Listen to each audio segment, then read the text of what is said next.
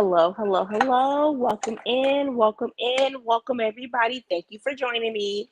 Let me just go ahead and get this fan cut off because I don't want any extra loud noise in the background. Greetings, how is everybody doing today? Thank you for joining me for another.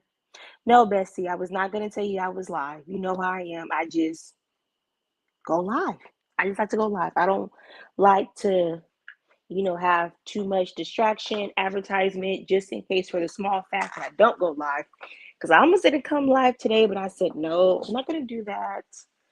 Let me just go ahead and get about good 30 minutes in. And besides, I really like the topic that I had wanted to talk about. Hey, Foot Soldier, welcome in, welcome in. So thank you guys for watching me. If you're following me on YouTube, please like, follow, and subscribe, share out. Let's add to the community. Your girl's she's on her road to 1,000. 1,000, 1,000. So we got to keep working hard, keep being dedicated, keep putting forth the energy into the universe. If you're on Facebook, thank you so much. Ma'am, you're supposed to be resting. So I didn't tell you that I was going live because you told me you were going to go rest. You were going to go to sleep. You were going to go rest. So that's what I thought you were going to do. So I didn't tell you. So go rest.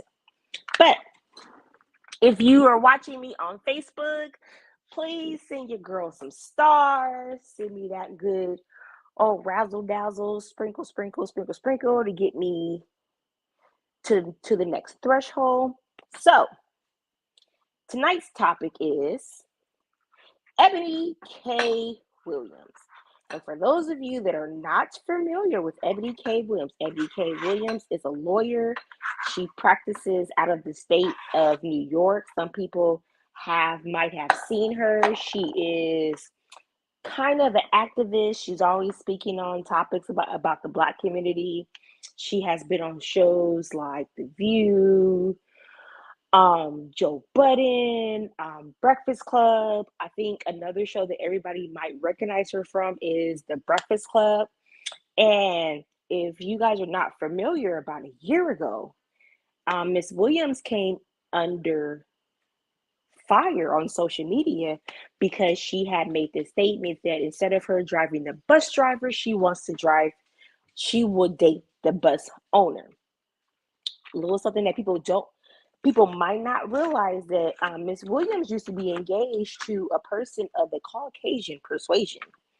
And recently she had announced that she is, sorry guys, I'm cutting onions. The boys had Chilichi's dogs for dinner, so I'm finishing up cutting the onions. But yeah, she had recently came under scrutiny in social media land because she announced that she is currently pregnant. She had broke off her engagement to her Caucasian persuasion. I want to say about a year ago. Don't quote me, allegedly.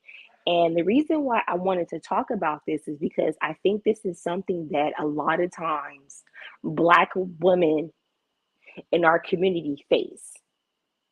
We come to a point in our careers, in our lives, and I know that I have came at this crossroad too, where you're either going to have your career or you're going to be married. And I think it's funny that a lot of times, a lot of women don't plan to be single mothers. But I think a lot of times when women do plan to be single mothers, I think that is something that holds us back. And I'm sorry if I seem biased, or I'm sorry if people be like, oh, well, my mom was a single mom and my mom did it on her own. Yeah, it's a little difficult when you do it on your own. The average rate that people spend on raising a child is almost over $1 million. And I understand that a lot of people feel like, oh, she'll be okay because she has money. But when raising a child, it's not necessarily about the money. It's more about the support and the emotional support you have and the actual support of sometimes you're not feeling your best. Sometimes you do need a little help. And I think that because Ebony Williams is held to a such like of a better cause, a higher standard, that I don't want to say that this wasn't the correct or the right move for her to do this. This is something that she chose to do with her life, and it's her life, and it's something that she wants to do. And most people consider children blessing. I consider children blessings. But if you bypass the pregnancy and you focus on her words that she spoke and she defended last year, where she made the comment where she wouldn't drive the bus driver, she wouldn't date the bus driver, she would date the bus owner. And I think sometimes that when Black women, we become so focused on our career and so focused on our goals and what we want to accomplish, that sometimes we take to a higher standard for ourselves. And I'm not one of those women that feel like in order for you to have a successful life, you have to date somebody that's a entrepreneur or somebody that's racking in six figures. Like, I'm one of those girls that still believe in, like, hey, there's nothing wrong with dating a city worker, nothing wrong with dating a teacher, nothing wrong with somebody that works in the sanitation. I don't feel like when it comes to love and Black women, I feel like we counsel out our own men in our community to because they're not fitting a certain look. And we tend to date outside of our race. And because the person that we're dating outside of our race, they fit the mold that we put ourselves in, that sometimes they miss out on love. Now, I'm not saying that she missed out on love because she didn't date the local bus driver or that she didn't date the trash guy down the street. I'm saying that sometimes you have to let life happen. You have to let life happen. You have to let love live. And you have to live to love. And I think that her comments later end up doing her a disservice because she significantly turns up her nose to men that are in, the blue collar job. And because it's not corporate America, they're just not good for her. And it's like, hey, like, you chose somebody that is of the other persuasion, and look how that turns out. And now you're doing in vitro, and I'm pretty sure she's like the Brad and Big Booty Judy, and I'm pretty sure she did not choose a Black sperm donor. So now you have taken what you have accumulated and what you have raised as a Black woman, and now you have saturated your race with this biracial baby. And I think a lot of time that, as a community, Black women get so focused on having a hot girl summer and so focused on, oh, I'm doing this, I'm doing that, that we tend to not have any in between. We don't have any women in between. We mostly have women. You're either a boss like, Big Booty Judy, or you're like Stormy. I hate to use her as an example because I find her utterly disgusting in her personality. Or you're kind of like Coach Stormy, or you're just a regular or Coach. Yeah, Coach Stormy, or you're a Yandy, or you're just somebody that's maybe in the background, but you still have the money. And I think this is a lesson that could go out to our fellow sisters like, hey, it's okay to have high standards. But it's also okay to date outside the box. He might not have a six figure, but baby, at the end of the day, a retirement plan is a retirement plan. And if you work for the city, baby, a city, the water department, sanitation department, baby, that's a pension that goes far. Don't turn up your nose because he's not walking down the street wearing Prada loafers. Sometimes it's not about the money. And I also think that when Black women, when we start making a certain amount of money, we tend to realize that we're no longer around men in our community that want to be with us. We kind of tend to price ourselves out. So you see a lot of Black women dating outside their race, or just choosing to raise children by themselves. And to be honest with you, I don't like it at all. I don't like it. I still believe in the whole two parent dynamic because what I have realized with my own children is that you need that two-parent hold. You need somebody to bounce off of when it comes to parenting. And I have seen my friends that are single parents, and I've seen my friends struggle because when you're a single parent, you don't get a break. And most people are like, well, she has money. Money's not everything. What is she going to do? Buy a nanny? And when she goes to work, she's not raising her child because that nanny is. Versus her waiting to be in a two-parent home. But I know that women get in a rush where we feel like we have to have a baby. We have to have this now, or our life is over. And I understand that she's becoming of the ripe age of 40.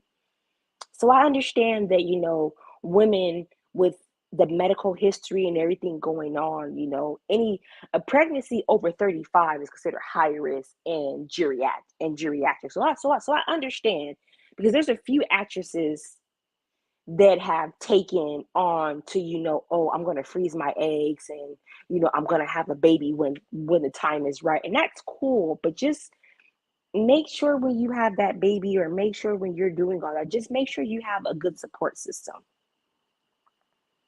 And make sure at the same time that you're not limiting yourself for love.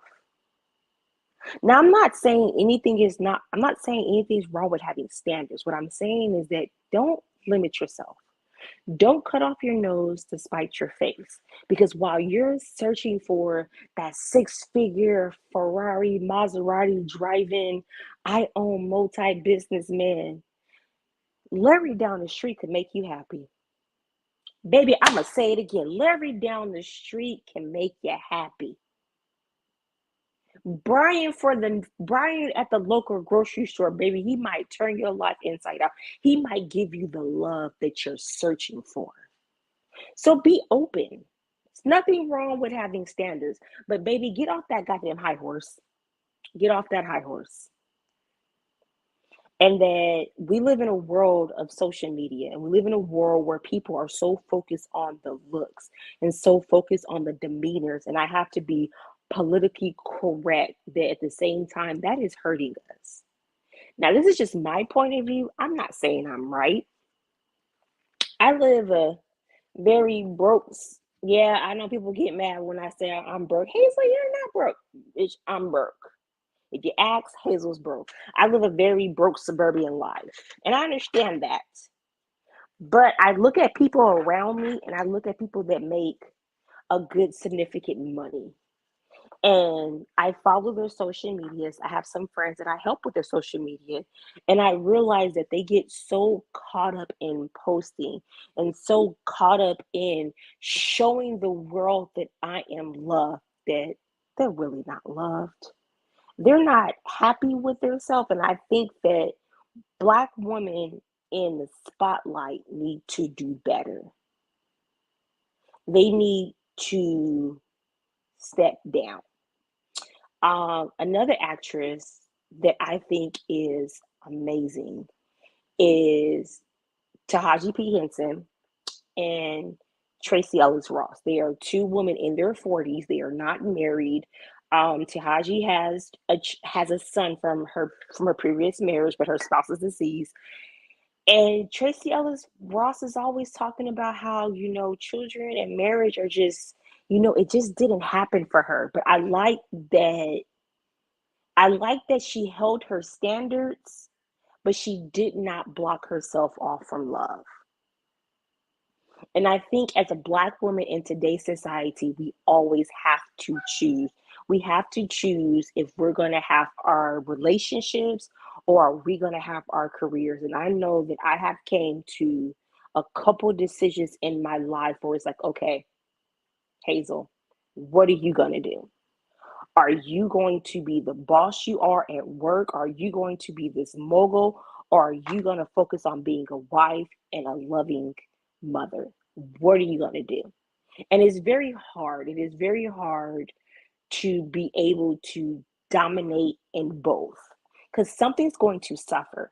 So when I see women that are deciding to be single women, not single women, sorry, you guys, wrong choice of words. When I see women that are choosing to be single mothers, That hurts. I'm not saying that a woman can't raise a child to be its greatest potential, but you need both. You need a partner to balance off of. And if you are a Black woman and you're choosing to do in vitro, dear God, for the sake of the community, please go find a Black donor. Go find a donor of your own community.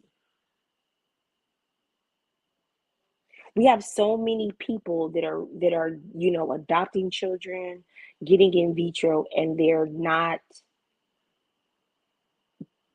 pulling from our own community or pulling from our own genetic DNA. And there's so many children out there that need wonderful homes. And I found the story interesting because when Ebony Williams was on Housewives of New York, it was kind of like she didn't fit in because she had this politic corporate background, but at the same time, she was successful. She was a lawyer. She didn't fit in with the other wives. But then it came out that she had that her spouse was of the persuasion sensation, and that was just something else that added to it.